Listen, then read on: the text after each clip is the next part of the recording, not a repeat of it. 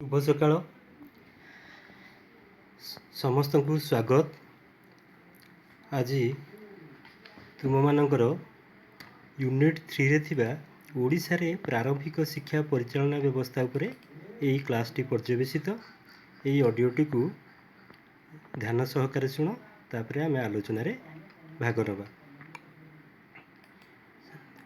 शिक्षा व्यवस्था परिचालना कौन?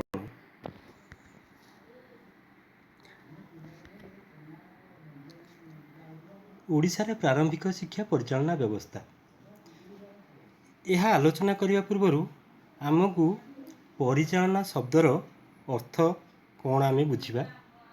परिचालना कहले जेकोसी शैक्षिक कार्यक्रम को सफलतार सह आगे नेबा एवं उद्दिष्ट लक्ष्य पूर्ण निमंते समस्त मानव संबल, भौतिक संबल और आर्थिक संबलर सदुपयोग करने को शैक्षिक परिचालना कहुए। एवं जॉर्ज आर टेरी परिचालनार एक संज्ञा उल्लेख करछंती। तांको मतरे परिचालना हेउछि एक प्रक्रिया जहाँ संबल गुड़िकर उपयोग द्वारा स्थिरीकृत उद्देश्य गुड़ी को पूरण करने पाई योजना करिबा, संगठन करिबा, कार्य परिणत करिबा एवं नियंत्रण करिबा प्रक्रिया आदि को बुझाई थाए। अर्थात जेकोसी गोटे व्यवस्था रे प्रथमे योजना करिबा आवश्यक।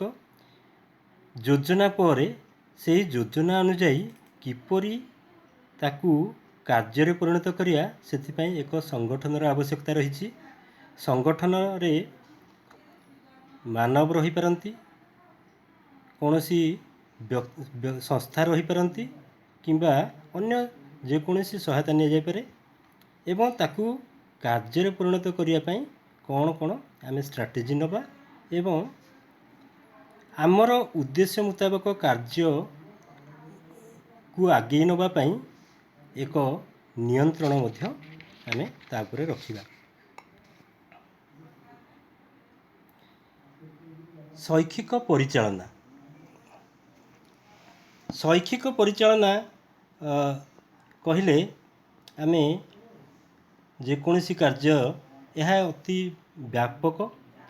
एथिरे योजना, संगठन, निष्पत्ति ग्रहण करिबा, निर्देशना देवा एवं सेथिरे संपृक्त संस्था बा व्यक्ति मानक भितर समन्वय रक्षा करिबा, नियंत्रण करिबा एवं सर्वशेष रे मूल्यांकन करिबा आदि कार्य को बुझाई थाए। आम देश रे शिक्षार प्रारंभिक शिक्षार सार्वजनीकरण लक्ष्य हासिल करने पाई परिचालना एकांत आवश्यकता रही। भारत स्वाधीनता पूर्वर जेतेबेले प्रारंभिक शिक्षा दिया जाउथिला सेतेबेले कौनसी विधिवत योजना नथिला एवं आमर जो स्वाधीनता पूर्ववर्ती समय जो लक्ष्य रही शिक्षार सार्वजनीकरण करने से लक्ष्य को आमे स्वाधीनता पर मध्य हासिल करिपारिलु नाही। सेथिपाई यही आम द्वारा बा आम सरकार द्वारा प्रणीत विधि व्यवस्था रे कौनसी दोष त्रुटि रही जाउछि ताकू लक्ष्य करी सेथिरे किपरि सुधार अणा जाई परिबो एवं प्रारंभिक शिक्षा को किपरि समस्तक पाखरे पहुँचा जाई परिबो सेथिपाई सरकार विभिन्न योजना मान कले। एवं ता मध्य गोटे रहिला यूनिवर्सलाइजेशन ऑफ एलिमेंटरी एजुकेशन बा प्राथमिक शिक्षार प्रारंभिक शिक्षार सार्वजनीकरण एवं एथिरे विभिन्न समय रे विभिन्न धारारे मध्य उल्लेख करागला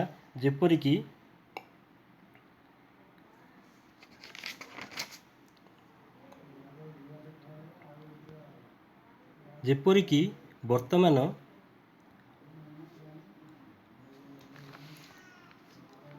शिक्षार सार्वजनीकरण करने शिक्षा अधिकार अधिनियम 2010 मसीहा एप्रिल मासरे आम ओडिशा सरकार प्रणयन करछंती।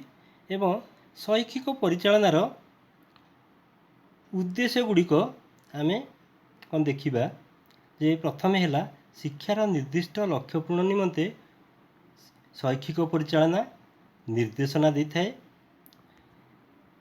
ଦ୍ୱିତୀୟ ହେଉଛି ହାତକୁ ନିଆଯାଇଥିବା କାର୍ଯ୍ୟକ୍ରମର ଅଗ୍ରଗତି ନିମନ୍ତେ ଏହା ଯୋଜନା ପ୍ରସ୍ତୁତ କରିଥାଏ। ତୃତୀୟ ହେଲା ଉପଲବ୍ଧ ମାନବ ସମ୍ବଳ, ଭୌତିକ ସମ୍ବଳ ଓ ଆର୍ଥିକ ସମ୍ବଳର ସଦୁପଯୋଗ କରିଥାଏ। ଏବଂ ଚତୁର୍ଥ ହେଉଛି ସମ୍ପୃକ୍ତ ବିଭିନ୍ନ ପ୍ରକ୍ରିୟାକୁ ଆବଶ୍ୟକ ମୁତାବକ ନିୟନ୍ତ୍ରଣ କରିଥାଏ। ପଞ୍ଚମ ହେଲା ସାଂଗଠନିକ ମାନକୁ ଠିକ୍ ଭାବରେ ଆଗେଇ ନେଇ ଉନ୍ନତି ଆଡ଼କୁ ଗତିଶୀଳ କରିଥାଏ। ଏବଂ ଏଇ ଯେଉଁ ପରିଚାଳନା ବ୍ୟବସ୍ଥା ଏଥିରେ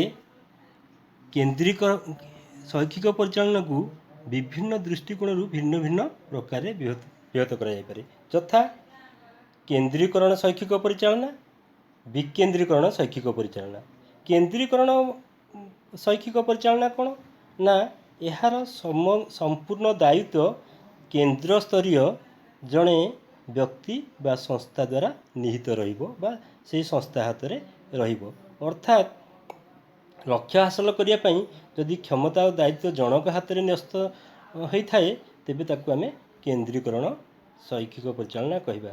କିନ୍ତୁ ବିକେନ୍ଦ୍ରୀକରଣ ଶୈକ୍ଷିକ ପରିଚାଳନା କହିଲେ ଯେକୌଣସି ବ୍ୟବସ୍ଥାରେ ଲକ୍ଷ୍ୟ ହାସଲ କରିବା ପାଇଁ ଯଦି କ୍ଷମତା ଓ ଦାୟିତ୍ୱ ଜଣଙ୍କ ହାତରେ ନ୍ୟସ୍ତ ନ ହୋଇ ବିଭିନ୍ନ ସ୍ତରରେ କାର୍ଯ୍ୟରତ ଭିନ୍ନ ଭିନ୍ନ ବ୍ୟକ୍ତିବିଶେଷଙ୍କ ମଧ୍ୟରେ ବଣ୍ଟନ କରାଯାଇଥାଏ ତେବେ ତାକୁ ସେହି ବ୍ୟବସ୍ଥାର କ୍ଷମତା ବିକେନ୍ଦ୍ରୀକରଣ କୁହାଯାଏ। ବିକେନ୍ଦ୍ରୀକରଣର ଆବଶ୍ୟକତା। କାହିଁକି ଆମେ ବିକେନ୍ଦ୍ରୀକରଣ କଥା ଭାବିବା? ଅର୍ଥାତ୍ ଆମ ଦେଶରେ ବର୍ତ୍ତମାନ 130 କୋଟି ଲୋକରୁ ଅଧିକ ବାସ କରୁଛନ୍ତି। ତ ଏତେ ଗୁଡ଼ିଏ ଲୋକଙ୍କ ପାଇଁ ଶିକ୍ଷା ବ୍ୟବସ୍ଥା କରାଇବା ଏବଂ ତାକୁ ସୁଚାରୁ ରୂପରେ ପରିଚାଳନା କରିବା କେନ୍ଦ୍ରୀକରଣ ବ୍ୟବସ୍ଥାରେ ସମୟ ସାପେକ୍ଷ ତଥା ଅସୁବିଧାଜନକ ମଧ୍ୟ। ଯଦି ଆମ ଭାରତ ସରକାର ଚାହିଁବେ ତାଙ୍କ ଦ୍ୱାରା ପ୍ରଣୀତ ଯୋଜନା ଗୁଡ଼ିକ ତୃଣମୂଳ ସ୍ତରରେ ସୁଚାରୁ ରୂପରେ କାର୍ଯ୍ୟକାରୀ ହେଉ ତେବେ ସେ ଏକା ଚାହିଁଲେ ବା ଭାରତ ସରକାର ଚାହିଁଲେ ତାହା କରିପାରିବେ ନାହିଁ। ସେ ଏହା ସୁଚାରୁ ରୂପରେ ପ୍ରଣୟନ କରିବା ପାଇଁ ବା ତା'ର କାର୍ଯ୍ୟକାରୀ ଫଳାଫଳ ପାଇବା ପାଇଁ, ତା'ର ସୁଫଳ ପାଇବା ପାଇଁ ସେ ବିଭିନ୍ନ ରାଜ୍ୟ ଏବଂ କେନ୍ଦ୍ରଶାସିତ ଅଞ୍ଚଳ ଯଥା ବିଭିନ୍ନ ରାଜ୍ୟର ଜିଲ୍ଲାରୁ ବ୍ଲକ ସ୍ତର, ବ୍ଲକରୁ ପଞ୍ଚାୟତ ସ୍ତର ଏହିପରି ଭାବରେ ଗୋଟିଏ ହାୟରାର୍କି ମ୍ୟାନରରେ ତାଙ୍କୁ କାର୍ଯ୍ୟପନ୍ଥା ଉଲ୍ଲେଖ କରିବାକୁ ପଡ଼ିବ ବା କାର୍ଯ୍ୟ କରିବାକୁ ପଡ଼ିବ। ସମ୍ବିଧାନର 1992 ମସିହାରେ ସମ୍ବିଧାନର 73ତମ ସଂଶୋଧନ ଅନୁଯାୟୀ ଏହି ଶୈକ୍ଷିକ ପରିଚାଳନା ଦାୟିତ୍ୱକୁ ତୃଣମୂଳ ସ୍ତରରେ ପଞ୍ଚାୟତ ଠାରୁ ଆରମ୍ଭ କରି ଯେମିତିକି ପଞ୍ଚାୟତ ସ୍ତରରେ ଗ୍ରାମ ପଞ୍ଚାୟତ, ବ୍ଲକ ସ୍ତରରେ ପଞ୍ଚାୟତ ସମିତି ଏବଂ ଜିଲ୍ଲା ସ୍ତରରେ ଜିଲ୍ଲା ପରିଷଦକୁ ଦାୟିତ୍ୱ ହସ୍ତାନ୍ତର କରାଗଲା। କାରଣ ଏହା ଯଦି ତୃଣମୂଳ ସ୍ତରରୁ ଠିକ୍ ଭାବେ କାର୍ଯ୍ୟ କରିବ ଅଲ୍ଟିମେଟଲି ଗୋଟିଏ ରାଷ୍ଟ୍ରର ଏବଂ ଦେଶର ଯୋଜନା ଗୁଡ଼ିକ ସୁଚାରୁ ରୂପେ ପରିଚାଳିତ ହୋଇପାରିବ ଏବଂ ତା'ର ସୁଫଳ ସେହି ରାଷ୍ଟ୍ର ପାଇବ, ନିଶ୍ଚୟ ପାଇବ। ତେଣୁ ଆମର ଯେଉଁ ଲକ୍ଷ୍ୟ ରହିଛି ସମସ୍ତଙ୍କ ପାଇଁ ଶିକ୍ଷା ବା ଏଜୁକେସନ୍ ଫର୍ ଅଲ୍ ଅର୍ଥାତ୍ 6ରୁ 14 ବର୍ଷ ପର୍ଯ୍ୟନ୍ତ ସମସ୍ତ ପିଲା ନିଶ୍ଚିତ ଭାବେ ଗୁଣାତ୍ମକ ପ୍ରାରମ୍ଭିକ ଶିକ୍ଷା ପାଇବେ। ଏହି ଲକ୍ଷ୍ୟ ହାସଲ କରିବା ପାଇଁ 1986 ଜାତୀୟ ଶିକ୍ଷାନୀତିରେ ଶିକ୍ଷା ପରିଚାଳନାକୁ ବିକେନ୍ଦ୍ରୀକରଣ କରିବା ପାଇଁ ସୁପାରିଶ କରାଗଲା। ଶିକ୍ଷା ଯୋଜନା ପ୍ରଣୟନ ଓ ତତ୍ ସଂକ୍ରାନ୍ତୀୟ କାର୍ଯ୍ୟ ପରିଚାଳନାରେ ଅଧିକରୁ ଅଧିକ ବ୍ୟକ୍ତିବିଶେଷ, ସରକାରୀ ଓ ବେସରକାରୀ ସଂସ୍ଥା ଏବଂ ସ୍ୱେଚ୍ଛାସେବୀ ସଂସ୍ଥାଗୁଡ଼ିକର ସକ୍ରିୟ ଅଂଶଗ୍ରହଣର ଆବଶ୍ୟକ ଅନୁଭୂତ ହେଲା। ବିଭିନ୍ନ ସ୍ତରରେ ଥିବା ଅନୁଷ୍ଠାନ ଓ ବ୍ୟକ୍ତିବିଶେଷ ଏହି କାର୍ଯ୍ୟକ୍ରମ ପରିଚାଳନାରେ ଅଂଶଗ୍ରହଣ କଲେ ଲକ୍ଷ୍ୟ ହାସଲ କରିବା ସୁବିଧାଜନକ ହେବ ବୋଲି ହୃଦବୋଧ ହେଲା। ତେଣୁ ସମ୍ବିଧାନର 74ତମ ସଂଶୋଧନ ଅନୁସାରେ ପ୍ରାରମ୍ଭିକ ଶିକ୍ଷା ବ୍ୟବସ୍ଥା ସହରାଞ୍ଚଳରେ ପୌର ପରିଷଦ ବା ବିଜ୍ଞାପିତ ଅଞ୍ଚଳ ପରିଷଦ ଦ୍ୱାରା ପରିଚାଳିତ ହେଉଛି।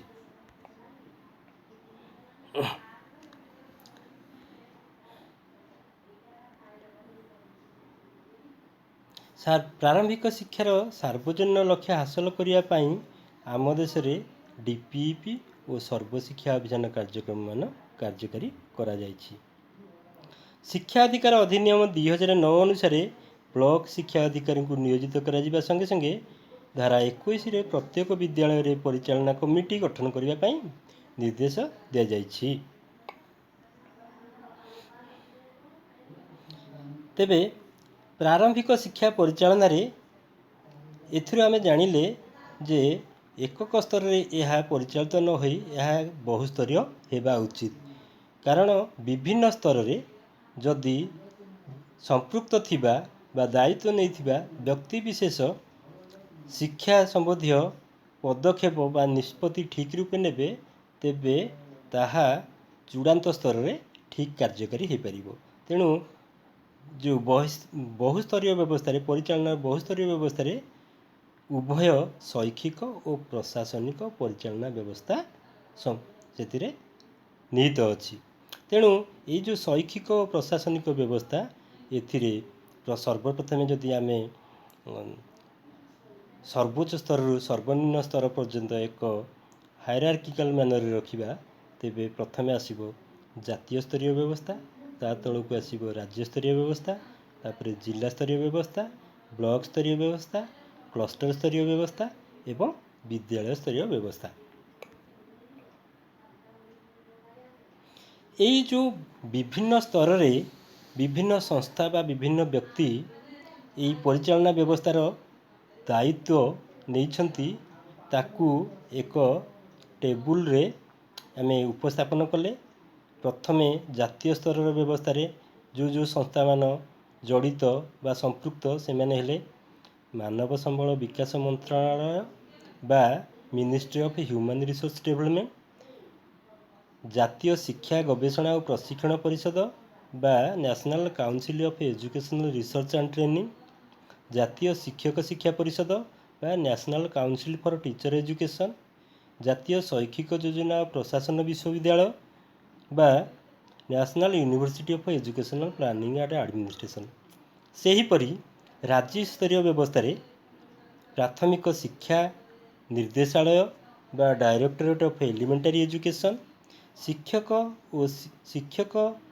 ଓ ଶିକ୍ଷା ନିର୍ଦ୍ଦେଶାଳୟ ବା ରାଜ୍ୟ ଶିକ୍ଷା ଗବେଷଣା ଓ ପ୍ରଶିକ୍ଷଣ ପରିଷଦ ବା ଯାହାକୁ ଆମେ directorate of TE and SCRT ବୋଲି କହୁଛେ, ଜିଲ୍ଲା ସ୍ତରରେ ଜିଲ୍ଲା ପରିଷଦ, ଜିଲ୍ଲା ଶିକ୍ଷା ଓ ପ୍ରଶିକ୍ଷଣ ପ୍ରତିଷ୍ଠାନ ବା ଡାଏ, ଜିଲ୍ଲା ଶିକ୍ଷା ଅଧିକାରୀ ବା ଡିଷ୍ଟ୍ରିକ୍ଟ ଏଜୁକେସନ୍ ଅଫିସର।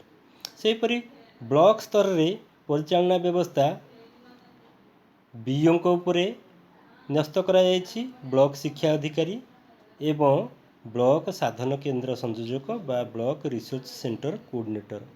ସେହିପରି ଭାବରେ କ୍ଲଷ୍ଟର ସ୍ତରରେ ମଧ୍ୟ ଆଞ୍ଚଳିକ ସାଧନ କେନ୍ଦ୍ର ସଂଯୋଜକଙ୍କ ଉପରେ ଏହି ବ୍ୟବସ୍ଥା ନ୍ୟସ୍ତ କରାଯାଇଛି। ସେହିପରି ତୃଣମୂଳ ସ୍ତରରେ ରହିଲେ ଆମର ବିଦ୍ୟାଳୟ ସ୍ତରୀୟ ବ୍ୟବସ୍ଥା, ଯିଏକି ତାହାର ମୁଖ୍ୟ ହେଉଛନ୍ତି ପ୍ରଧାନ ଶିକ୍ଷକ। ଏବେ ଆମେ ଦେଖିବା ଯେ ସର୍ବୋଚ୍ଚ ସ୍ତରରୁ କିପରି ଶିକ୍ଷା ପରିଚାଳନା ବ୍ୟବସ୍ଥା ନିମ୍ନ ସ୍ତର ବା ସର୍ବନିମ୍ନ ସ୍ତର ପର୍ଯ୍ୟନ୍ତ ଏକ ସିଡ଼ି ଭଳି ତଳକୁ ତଳ ସଜେଇ ହୋଇ ରହିଛି, ତା ଉପରେ ଆମେ ଆଲୋଚନା କରିବା। ପ୍ରଥମେ ଆସିଲା ମାନବ ସମ୍ବଳ ବିକାଶ ମନ୍ତ୍ରଣାଳୟ ବା ministry of human resource development. ଏହା ଯେତେବେଳେ ଭାରତର ସ୍ୱାଧୀନତା ପୂର୍ବବର୍ତ୍ତୀ ସମୟରେ ଅର୍ଥାତ୍ 1910 ମସିହାରେ ଏହି ବିଭାଗ ଯେତେବେଳେ ଭାରତୀୟ ଶିକ୍ଷା ବିଭାଗ ନାମରେ କାର୍ଯ୍ୟ କରୁଥିଲା, ପ୍ରଥମ କରି ଯେତେବେଳେ ଏହି ଶିକ୍ଷା ବ୍ୟବସ୍ଥା କାହା ହାତରେ ଦାୟିତ୍ୱ ନ୍ୟସ୍ତ କରାଗଲା, ତାହା ହେଉଛି ଭାରତୀୟ ଶିକ୍ଷା ବିଭାଗ ବା ଇଣ୍ଡିଆନ୍ ଏଜୁକେସନ୍ ଡିପାର୍ଟମେଣ୍ଟ। 1947 ମସିହାରେ ଯେତେବେଳେ ଭାରତ ସ୍ୱାଧୀନତା ଲାଭ କଲା, ସେତେବେଳେ ଶିକ୍ଷା ମନ୍ତ୍ରଣାଳୟ ବା ମିନିଷ୍ଟ୍ରି ଅଫ୍ ଏଜୁକେସନ୍କୁ ତାହା ପରିବର୍ତ୍ତିତ ହେଲା। ପୁଣି ଏହା କିଛି ବର୍ଷ କାମ କରିବା ପରେ 1985 ମସିହାରେ ଏହି ଶିକ୍ଷା ମନ୍ତ୍ରଣାଳୟ ପରିବର୍ତ୍ତିତ ହୋଇ ମାନବ ସମ୍ବଳ ବିକାଶ ମନ୍ତ୍ରଣାଳୟ ନାମରେ ନାମିତ ହେଲା। तुमମାନଙ୍କ ଭିତରେ ପ୍ରଶ୍ନ ଆସୁଥିବ ଯେ ମାନବ ସମ୍ବଳ ବିକାଶ ମନ୍ତ୍ରଣାଳୟ କାହିଁକି କୁହାଗଲା? ଯେ ଶିକ୍ଷା କହିଲେ ଏହା ଗୁଣାତ୍ମକ ଶିକ୍ଷାକୁ ବୁଝାଉଛି ଏବଂ ବିଶେଷ କରି ଉତ୍ତମ ମାନବ ସମ୍ବଳ ସୃଷ୍ଟି କରିବାକୁ ବୁଝାଉଛି। ଯେହେତୁ ମାନବ ଭିତରେ ବିଭିନ୍ନ ଗୁଣାବଳୀର ବିକାଶ କରି ତାହାକୁ ସମାଜ ଉପଯୋଗୀ କରିବା ବା ରାଷ୍ଟ୍ର ଉପଯୋଗୀ କରିବା ଏହାର ଉଦ୍ଦେଶ୍ୟ। ତେଣୁ ଏହାକୁ ମାନବ ସମ୍ବଳ ବିକାଶ ମନ୍ତ୍ରଣାଳୟ ନାମରେ ନାମିତ କରାଗଲା ବା ministry of human resource development. ଏବଂ ଏହି ମାନବ ସମ୍ବଳ ବିକାଶ ମନ୍ତ୍ରଣାଳୟର ସହଯୋଗ ପାଇଁ ଆଉ ଗୋଟିଏ ପରାମର୍ଶଦାତା ବୋର୍ଡ଼ ବା ତାକୁ ଜାତୀୟ ଶିକ୍ଷା ପରାମର୍ଶଦାତା ବୋର୍ଡ଼ ହିସାବରେ ସୃଷ୍ଟି କରାଗଲା, ଯାହାକୁ କୁହାଯାଏ central advisory board of education ବା ଏହାକୁ କ୍ୟାବେ କମିଟି ବୋଲି ଆମେ ସଂକ୍ଷିପ୍ତରେ ମଧ୍ୟ କହୁ। ତେଣୁ ଏଇ ଯେଉଁ କେନ୍ଦ୍ର ସରକାରଙ୍କ ମାନବ ସମ୍ବଳ ବିକାଶ ବିଭାଗ ଅଛି, ଏହା ସାଧାରଣତଃ ଦୁଇ ଭାବରେ ବ୍ୟବହୃତ କରାଯାଇଛି। ଗୋଟେ ହେଲା ବିଦ୍ୟାଳୟ ଶିକ୍ଷା ଓ ସାକ୍ଷରତା ବିଭାଗ। ଏଥିରେ ପ୍ରାରମ୍ଭିକ ଶିକ୍ଷା, ମାଧ୍ୟମିକ ଶିକ୍ଷା ସହିତ ଜନଶିକ୍ଷା ଓ ସାକ୍ଷରତା ବିଷୟରେ ଏହି ବିଭାଗ ବୁଝିଥାଏ। ଏବଂ ଏହାର ଆଉ ଗୋଟିଏ ବିଭାଗ ହେଉଛି ଉଚ୍ଚଶିକ୍ଷା ବିଭାଗ। ଏହା ବିଶ୍ୱବିଦ୍ୟାଳୟ ଶିକ୍ଷା ଏବଂ ବୈଷୟିକ ଶିକ୍ଷାକୁ ବୁଝିଥାଏ। ଏହାକୁ ଏକ ଡାୟାଗ୍ରାମରେ ମୁଁ ଉପସ୍ଥାପନ କରୁଛି। ଏବଂ ଏହି ମାନବ ସମ୍ବଳ ବିକାଶ ମନ୍ତ୍ରଣାଳୟର ଜଣେ କ୍ୟାବିନେଟ୍ ପାହ୍ୟା ମନ୍ତ୍ରୀ ରହୁଛନ୍ତି, ଯାହାକି ସେ ସମ୍ପୂର୍ଣ୍ଣ ସେହି ବିଭାଗର ଦାୟିତ୍ୱକୁ ନିର୍ବାହ କରୁଛନ୍ତି। ଏବଂ ତାଙ୍କୁ ସହାୟତା କରିବା ପାଇଁ ଯେଉଁ ଦୁଇଟି ବିଭାଗ ହେଇଛି, ଗୋଟେ ହେଉଛି ପ୍ରାରମ୍ଭିକ ଶିକ୍ଷା ବା ବିଦ୍ୟାଳୟ ଶିକ୍ଷା ଓ ସାକ୍ଷରତା ବିଭାଗ, ଆଉ ଗୋଟେ ହେଉଛି ଉଚ୍ଚଶିକ୍ଷା ବିଭାଗ। ଏହି ଦୁଇଟି ବିଭାଗରେ ଦୁଇ ଜଣ ରାଷ୍ଟ୍ର ପାହ୍ୟା ମନ୍ତ୍ରୀ ରହୁଛନ୍ତି। ଆମର ବର୍ତ୍ତମାନ ମିନିଷ୍ଟ୍ରି ଅଫ୍ ହ୍ୟୁମାନ୍ ରିସୋର୍ସ ଡେଭଲପମେଣ୍ଟର ମିନିଷ୍ଟର ଅଛନ୍ତି ରମେଶ ପୋଖରିଆଲ। ତୁମେମାନେ ଶୁଣୁଥିବ ଯେ ବିଭିନ୍ନ ନ୍ୟୁଜ୍ରେ ବା ଶୈକ୍ଷିକ ଯେଉଁ ନିଷ୍ପତ୍ତିମାନ ନିଆଯାଉଛି ଡ୍ୟୁ ଟୁ କୋଭିଡ୍-19, ଶୈକ୍ଷିକ ପରିଚାଳନା କିପରି ହୋଇପାରିବ, ପିଲାମାନଙ୍କର ଶିକ୍ଷାରେ କିପରି ବ୍ୟାଘାତ ନ ହେବ ବା ଶିକ୍ଷା କିପରି ସୁଚାରୁ ରୂପେ ଯାଇପାରିବ, ଏବଂ ତା'ର ମାନବ ସନ୍ତାନ ସ୍ୱରୂପ ଆମର ଏଇ ଡିଜିଟାଲ ଲର୍ଣ୍ଣିଂ ସ୍ଥାନ ପାଇଛି ବା ଜନ୍ମ ନେଇଛି। ଏବଂ ତାଙ୍କୁ ଯେଉଁ ସହାୟତା କରୁଛନ୍ତି ଦୁଇ ଜଣ ରାଷ୍ଟ୍ରପାହ୍ୟା ମନ୍ତ୍ରୀ। ଏବଂ ସେହି ରାଷ୍ଟ୍ରପାହ୍ୟା ମନ୍ତ୍ରୀକୁ ସହାୟତା କରିବା ପାଇଁ ତାଙ୍କ ଅଧୀନରେ ଜଣେ ଜଣେ ସଚିବ ଅଛନ୍ତି। ଏବଂ ସେହି ସଚିବଙ୍କ ଅଧୀନରେ କିଛି ଅତିରିକ୍ତ ସଚିବ ରହୁଛନ୍ତି, କିଛି ଯୁଗ୍ମ ସଚିବ ବା 4 ଜଣ ଯୁଗ୍ମ ସଚିବ ରହୁଛନ୍ତି, ଜଣେ ଅର୍ଥନୈତିକ ପରାମର୍ଶଦାତା, ଆଉ ଉପନିର୍ଦ୍ଦେଶକ ସାଧାରଣ ପରିସଂଖ୍ୟାନ ବିଭାଗର ଜଣେ ରହୁଛନ୍ତି। ସେହିପରି ଅନୁରୂପ ଭାବେ ଉଚ୍ଚଶିକ୍ଷା ଏବଂ ବୈଷୟିକ ଶିକ୍ଷାରେ ମଧ୍ୟ ଜଣେ ସଚିବ ରହୁଛନ୍ତି। ସଚିବକୁ ସାହାଯ୍ୟ କରିବା ପାଇଁ କାର୍ଯ୍ୟରେ ଅତିରିକ୍ତ ସଚିବ, ଯୁଗ୍ମ ସଚିବ 4 ଜଣ, ଅର୍ଥନୈତିକ ପରାମର୍ଶଦାତା ଜଣେ ଏବଂ ଉପନିର୍ଦ୍ଦେଶକ ସାଧାରଣ ପରିସଂଖ୍ୟାନ ଜଣେ।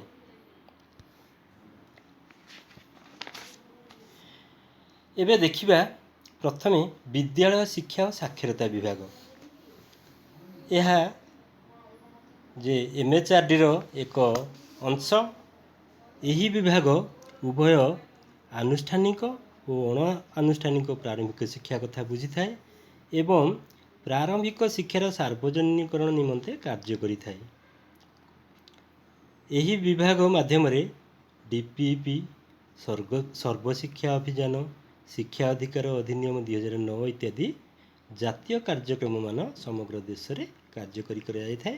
ଏବଂ ଏହାର ଉଦ୍ଦେଶ୍ୟ ହେଉଛି 6 ରୁ 14 ବର୍ଷ ବୟସର ସବୁ ପିଲା ବିଦ୍ୟାଳୟରେ କିପରି ନାମ ଲେଖାଇବେ, ଅଷ୍ଟମ ଶ୍ରେଣୀ ପର୍ଯ୍ୟନ୍ତ ବିନା ବାଧାରେ ଶ୍ରେଣୀ ସମାପ୍ତ କରିବେ ଏବଂ ଗୁଣାତ୍ମକ ଶିକ୍ଷା ପାଇବେ। ଏହା ହିଁ ଏହି ବିଭାଗର ଲକ୍ଷ୍ୟ। ଏବଂ ଏହାପରେ ଏହାର ଅଧୀନରେ ଆସୁଛି ଏକ ସଂସ୍ଥା, ଯାହାକି ଜାତୀୟ ସ୍ତରୀୟ ସଂସ୍ଥା, ଯାହାକୁ ଆମେ କହୁଛେ ଜାତୀୟ ଶିକ୍ଷକ ଶିକ୍ଷା ପରିଷଦ ବା NCTE, national council for teacher education. ଏହା ତୁମେ ମନେ ରଖିଥାଅ जे परीक्षा भी बेले बेले आसूची एनसीटी रो फुल फॉर्म कौन national council of teacher education national council for teacher education एमती चारोटी ऑप्शन देथिबो जेटा होची ठीक राइट आंसर होची national council for teacher education not of. तेणु ये जातीय शिक्षा परिषद आईन 1993 अनुजाई 1995 मसीह जातीय शिक्षक शिक्षा परिषद को संपूर्ण क्षमता प्रदान करागला। यह पूर्वरु यह जदिओ 1973 मसीह कार्यकारी होई आसुची बा गढ़ा जाइछि यह एनसीईआरटी रो बा जातीय शिक्षक गवेषणा एवं प्रशिक्षण परिषदर एक ब्रांच रूपे कार्यकारी आसुथिला। 1993 मसीहा एक्ट अनुजाई यह 1995 स्वयं संपूर्ण हैला बा स्वयं चालित संस्थार मान्यता पाइला। भारतर शिक्षक शिक्षा व्यवस्था संपर्कित नीति नियम प्रणयन में परामर्श देवा और शिक्षक शिक्षार मान बजाय रखा यार प्रमुख कार्य। यार गठन किपरि जातीय शिक्षक शिक्षा परिषद कार्य को सुचारू रूपे संपादन करने को एक कार्यकारी कमिटी गठन करा जायछि।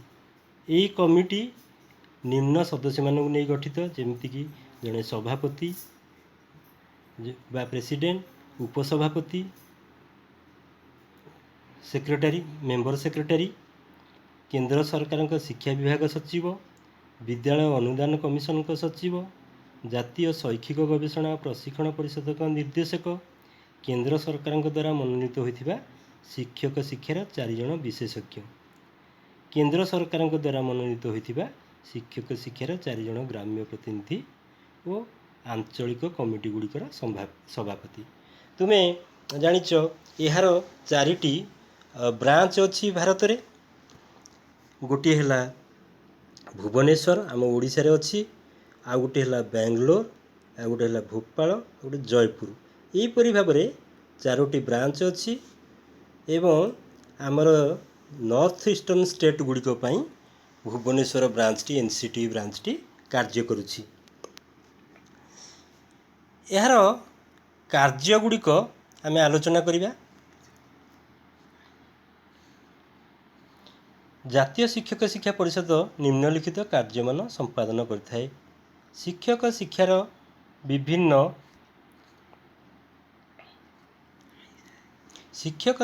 विभिन्न दिग उपरे सर्वेक्षण करिबा और गवेषणा करिबा। शिक्षक शिक्षा किपरि हेबा उचित ताहा आम देशर बा आम राष्ट्रर जो लक्ष्य रही से लक्ष्य को परिपूर्ण करने शिक्षक शिक्षार स्वरूप किपरि हेबा उचित ताहा केते अवधिर होगा उचित ताहा से सिलेबस रे कौन कौन कोर्स मटेरियल रहिबो केते दिन शिक्षक माने तालीम नेबे एगुड़िक सबू विशेष भाव में से उल्लेख कर शिक्षक शिक्षा उपयुक्त योजना और कार्यक्रम प्रस्तुत करी केंद्र सरकार और राज्य सरकार को अवगत करवा।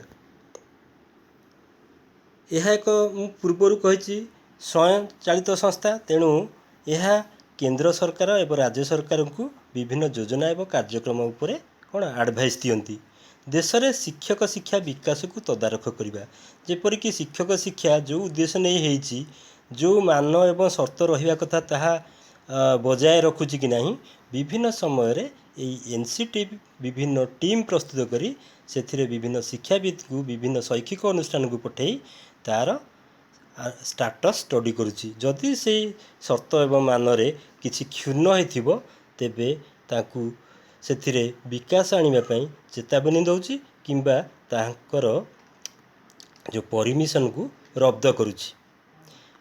नेक्स्ट होची विद्यालय शिक्षक नियुक्ति सर्वनिम्न योग्यता स्थिर करवा।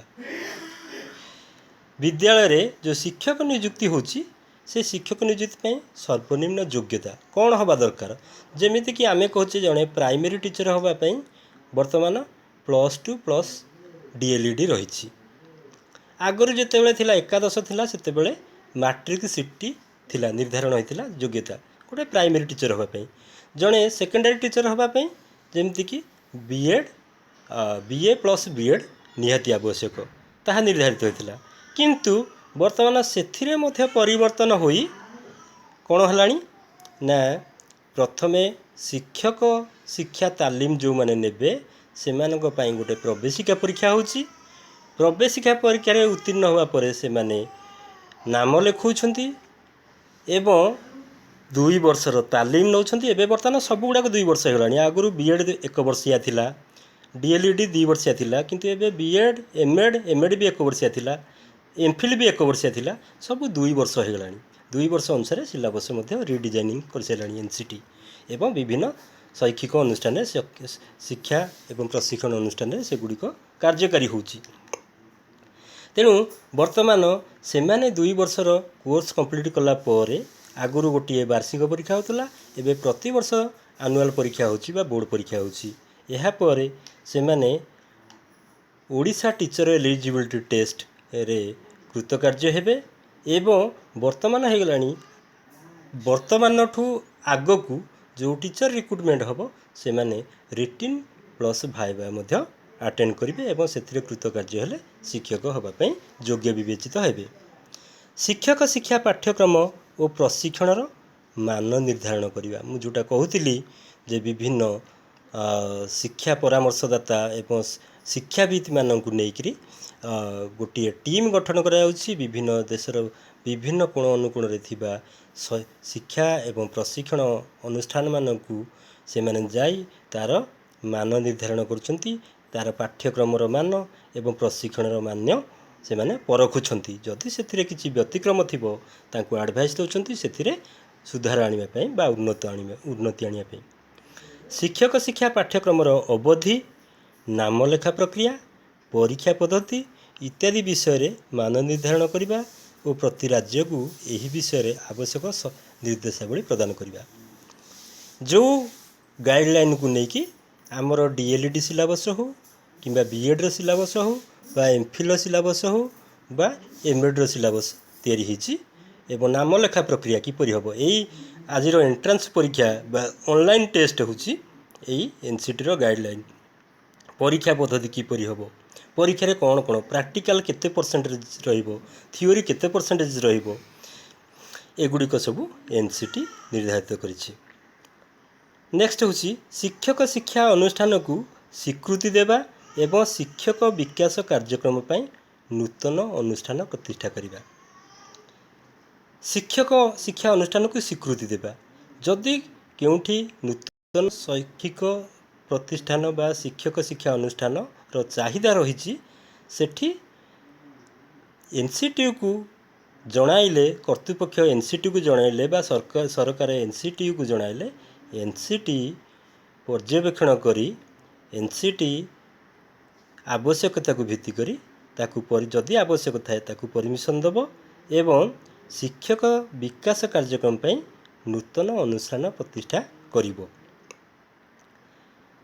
शिक्षक शिक्षा अनुष्ठान को परिदर्शन करी मान निरीक्षण करने उपयुक्त परामर्श देवा। विभिन्न समय से माने शिक्षक शिक्षा अनुष्ठान मान को परिदर्शन रे जाउछंती एवं ता उपरे निरीक्षण करछंती एवं एनसीटी को बा भारत सरकार को एक रिपोर्ट प्रदान करछंती। से रिपोर्ट आधार रे विहित कार्यानुष्ठान मान निया जाउछि एवं टीचर एजुकेशन इंस्टीट्यूशन मानकर जो विकास पई विभिन्न योजना मान प्रणयन करा जाउछि एवं से अनुसार आर्थिक एवं मानव संबल जोगाई दिया जाउछि।